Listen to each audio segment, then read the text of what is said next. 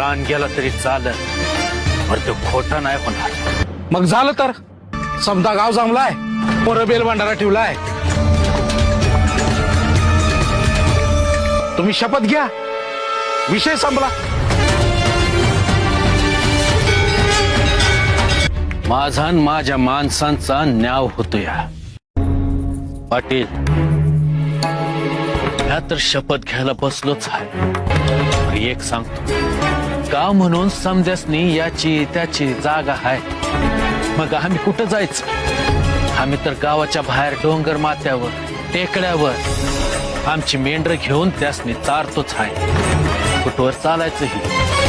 कृष्णाच्या काळात गाय गुरांसाठी जनावरांसाठी मुबलक माळरानं होती, पूर्ण होती.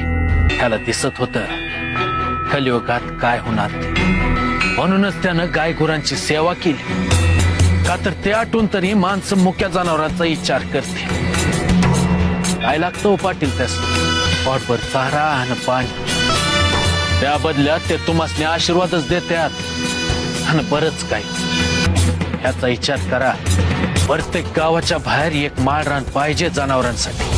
नाहीतर एक दिवस असा येईल, काही मुकी जनावर गावागावात शहराच्या चौकात चौकात उभी दिसत्या. त्यासनी कोणी अन्न पाणी बी विचारणार नाही. अशीच तडपडून तडपडून मरत्याल ती. माणूस स्वार्थी होता होता इतका निष्ठुर होईल का त्या भगवंताच्या डोळ्यात बी पाणी येईल. माझी परीक्षा आहे आज. तुमची इच्छा म्हणून यो बेल भंडारा हातात घेऊन शपथ घेतो.